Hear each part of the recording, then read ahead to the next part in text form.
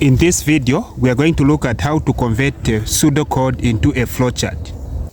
Now, how do you convert the pseudocode into a flowchart? So, to convert the pseudocode into a flowchart, there are four basic shapes that you are supposed to know. The number one shape is the oval shape. Now, what's the use of the oval shape?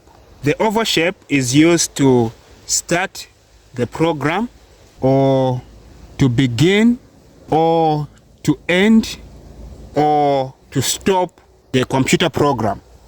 So you have to know that whenever you are starting the flowchart, you need to use the oval shape. Then the second shape that you are supposed to pay attention to is the parallelogram. The parallelogram is used to enter the information or to display. Enter the information or to display the result. The third shape that you are supposed to look at or to understand is the diamond shape. The diamond shape is called the decision box. Okay? This is the decision box. This is where the computer makes a decision. The last shape that you are supposed to understand is the rectangle. Rectangle is also called an instruction box. So this is an instruction box. So if you have any formula, this is where you insert. Okay, this is where you insert. So we say insert any formula. Okay, any formula. Now let's change this pseudocode into a flowchart. So here we have the word begin. The shape that is associated with the beginning of the computer program is the oval shape. So because we have the word begin here, you write it inside the oval shape, begin. Next, we have enter. The word that is associated with entering of information in the computer is the parallelogram. So we are going to draw the parallelogram like this. A parallelogram like this, then put an arrow. Okay? So we are going to write this same word to say enter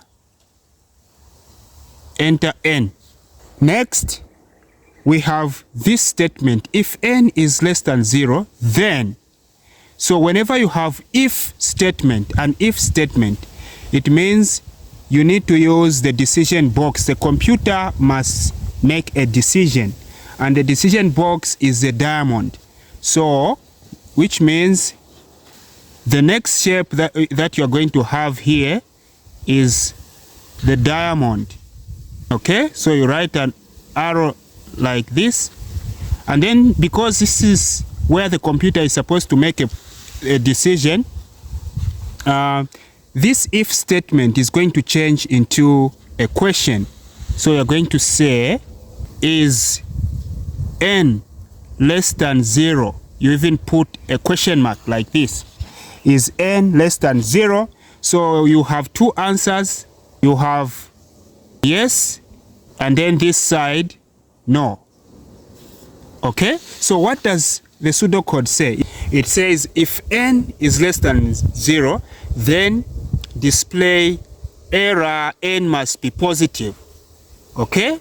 So if n is less than 0, if yes, n is less than 0, then we must have an error. So to display an error, the shape that is associated with displaying or entering is the parallelogram. So we are going to draw a parallelogram like this, a parallelogram like this, put an arrow like this. Then what are you going to put in the parallelogram? You are going to put this statement. You just copy the way it is. You copy this statement and put it in the parallelogram. So the statement is display error n must be positive.